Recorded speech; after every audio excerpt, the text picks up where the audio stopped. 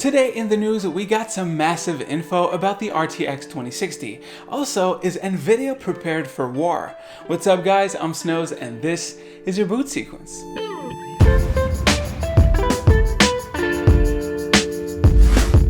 So the leaks are pretty much complete on the RTX 2060. Contrary to what I thought before, the moniker RTX does hold up in this case since it will have a combination of CUDA, ray tracing, and tensor cores. Let's look at the specs from a leaked reviewer's guide.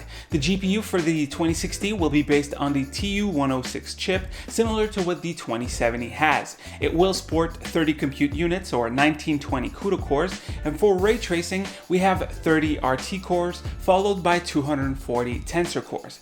So if you were looking at this card for ray tracing games, we would usually say that it's a pretty bad bet. Why am I saying usually? Well, the performance numbers with the combination of ray tracing and DLSS make the 2060 run pretty smoothly in ray traced gaming. At 1080p with DLSS enabled and ray tracing on, the 2060 gets 88 FPS in Battlefield 5 and gets around 65 FPS with DLSS off. Without those two features, the card runs at around 90 FPS, so yeah, not bad.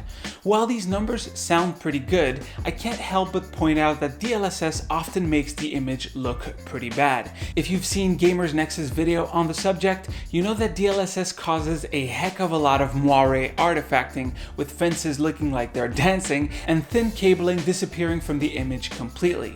I guess this could be addressed with a better DLSS algorithm, but we have yet to see a game where the training for DLSS has been updated. If we look at other benchmarked performance numbers though, the 2060 trades blows with the 1070 Ti on most games at 1080p and 1440p. One exception seems to be in VR, where we see the 2060 pull well ahead of both the 1070 Ti and the 1080. Going back to the specs of the card, the RT, tensor cores, and CUDA cores are pretty much the main RTX points, right?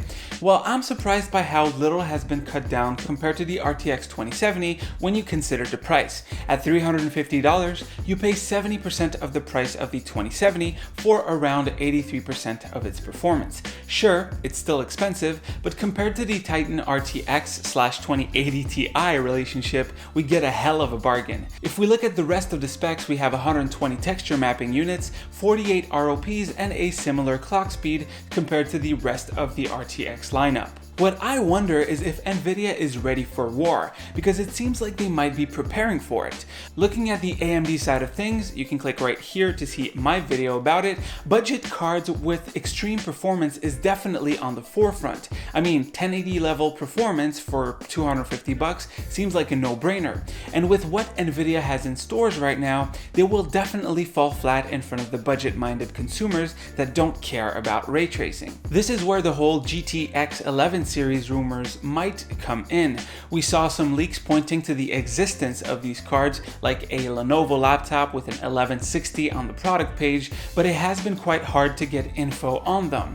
I wouldn't be surprised if we saw a full range of 11 series card from a GTX 1180 all the way down to a GT 1130 with SDDR4 RAM. The general feel around this possible new series is that they will appear as a non-ray tracing family of cards. That's why they keep the GTX name. It kind of makes you wonder if Jensen wasn't kidding when he said this. Welcome to the launch of the GeForce GTX 1180.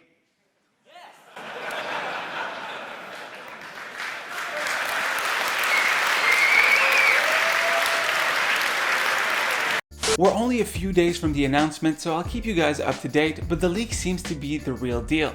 What do you guys think? Is Nvidia ready for war? I don't expect them to match pricing with AMD. No one does. But I think that they might come in and offer a more sensible line of cards based on maybe the Pascal architecture.